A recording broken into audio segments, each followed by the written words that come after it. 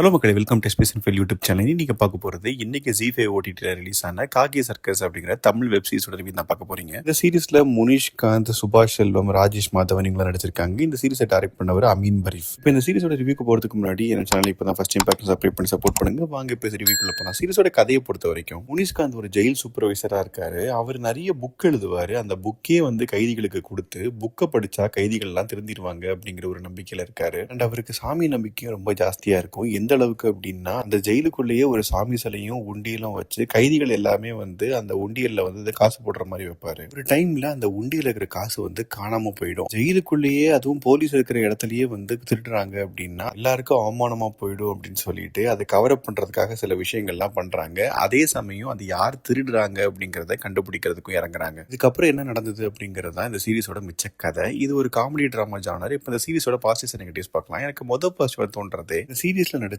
எல்லா லீட் ஆக்டர்ஸோட பெர்ஃபார்மன்ஸுமே ரொம்பவே சூப்பரா இருந்தது. நிறைய கேரக்டர் ஆர்டிஸ்ட், முனிஷ்காந்த், அப்துல், மலையாளத்துல இருந்த ராஜேஷ் மாதவன் இவங்க எல்லாருமே நடிச்சதுனால ரொம்பவே அந்த பெர்ஃபார்மன்ஸ் எல்லாமே யதார்த்தமா இருந்தது. இந்த நிறைய இடத்துல காமெடி நல்லாவே ஒர்க் அவுட் ஆயிருக்குது. இந்த ராஜேஷ் மாதவனோட மாசா சில சீக்வன்ஸ் வரும், அதுவே பாக்குறதுக்கு ரொம்பவே நல்லா இருந்தது. டெக்னிக்கலா சினிமோட்டோகிராஃபி அண்ட் பிஜிஎம் ரெண்டுமே நல்லா இருந்தது. இதெல்லாம் தான் அந்த சீரிஸோட பாசிட்டிவ்ஸ். இப்ப நெகட்டிவ்ஸ் பார்க்கலாம். ரொம்ப நெகட்டிவா தோன்றது இந்த சீரிஸோட டியூரேஷன் தான். நமக்கு அந்த சீரிஸோட ஆரம்பத்திலே யாரு திருடு அப்படிங்கிறது நமக்கு தெரிஞ்சிடும். அதை கண்டுபிடிக்கிறதுக்காக இவங்க 7 எபிசோட்ல அந்த கதையை நகர்த்திருக்காங்க. நான் சொன்ன மாதிரி யாருங்கிறது நமக்கு முதலே தெரிஞ்சதுனால இந்த ட்விஸ்ட் அண்ட் டர்னும் வைக்கவே முடியாது. பிளெயினா அவரை பத்தி எப்படி பிடிக்கிறாங்க அப்படிங்கறத மட்டும் தான் காட்ட முடியும். இந்த இன்ட்ரெஸ்டிங் ஃபேக்டர் மிஸ் ஆகிறதுனாலேயே நிறைய இடத்துல நமக்கு கொஞ்சம் போர் அடிக்குது. சில இடங்கள்ல ஹியூமர் ஒர்க் அவுட் ஆகல அண்ட் எமோஷனல் சீக்வன்ஸும் பெரிய லெவல்ல ஒர்க் அவுட் ஆகல. இந்த சீரிஸை பத்தி சொல்லணும் அப்படின்னா, ஒரு நார்மல் ஸ்டோரி, இதையும் ரொம்ப நார்மலா சொல்லியிருக்காங்களே தவிர எந்த ஒரு ட்விஸ்ட் அண்ட் டர்னோ இன்ட்ரெஸ்டிங்கான எலிமெண்ட்ஸ் ரொம்பவே மிஸ் ஆகுது. என்னை பொறுத்த வரைக்கும் இது ரொம்பவே ஒரு ஆவரேஜான சீரிஸ் தான். இன்கேஸ் நீங்க இந்த சீரிஸை பாத்தீங்கன்னா உங்க ஒப்பீனியன் என்ன அப்படிங்கறத கமெண்ட் செக்ஷன்ல சொல்லுங்க. அடுத்த ரிவ்யூல சந்திக்கிறேன். பை,